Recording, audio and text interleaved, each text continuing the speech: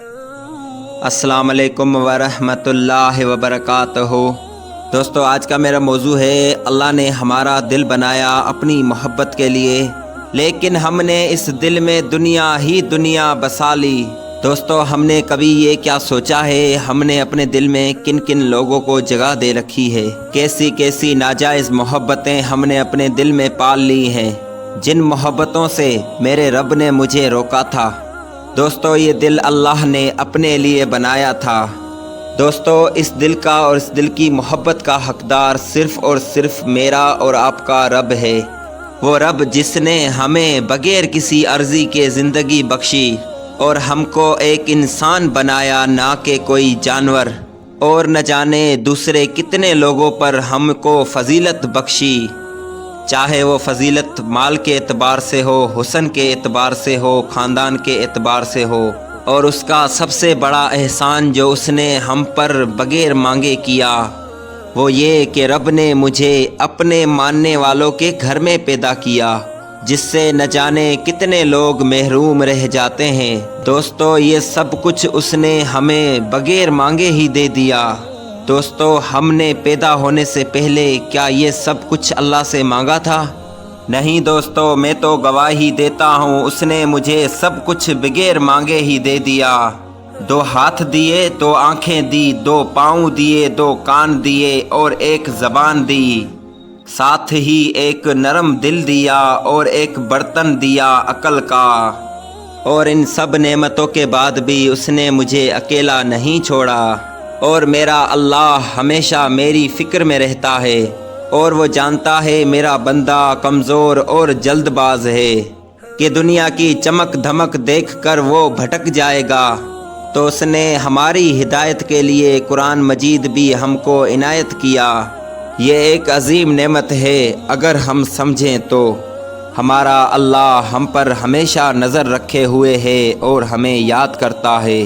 وہ ہمارے سچے دل سے توبہ کرنے کے انتظار میں ہے کہ میرے بندے تو توبہ تو کر، پھر دیکھ تیرا میں کیسے استقبال کرتا ہوں۔ میرا رب سب کچھ دیکھ کے پھر بھی پوچھتا ہے کہ ہے کوئی مانگنے والا؟ دنیا کے سخی بادشاہ سے تم اگر بار بار مانگو تو پھر وہ غصہ ہو جاتا ہے، لیکن میرا رب تو اس بندے سے ناراض ہوتا ہے جو اس سے مانگتا نہیں ہے۔ پھر میرا رب کتنا کریم ہے، دنیا بھر کے گناہ لے کر پھر اس کے سامنے ندامت کے ساتھ صرف ایک بار توبہ کر لے کہ اے میرے رب، مجھ سے غلطی ہو گئی، مجھے معاف کر دے۔ پھر میرا رب سارے کے سارے گناہ ایک دم معاف کر دیتا ہے، کوئی تانا نہیں دیتا، اللہ ذرا وقت نہیں لگاتا، پھر آگے اس کا استقبال بھی کرتا ہے۔ کیسا رحیم اور کریم رب ہے، کبھی اپنے رحمت کے دروازے بند ہی نہیں کرتا۔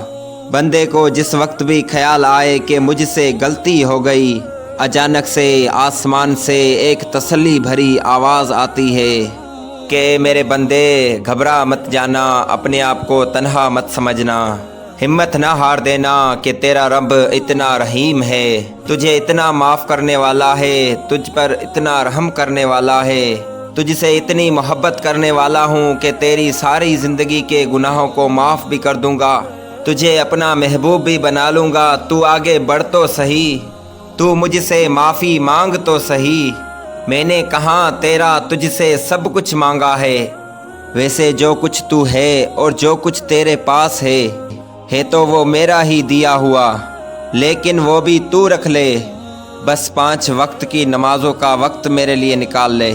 میں نے کہاں کہا ہے کہ تو اپنا سب کچھ قربان کر لے، میرے لیے سب کچھ چھوڑ دے، بس جو چیزیں میں نے تیری بھلائی کے لیے، تیری کامیابی کے لیے ناجائز کی ہیں، ان کو چھوڑنے کا مطالبہ کیا ہے۔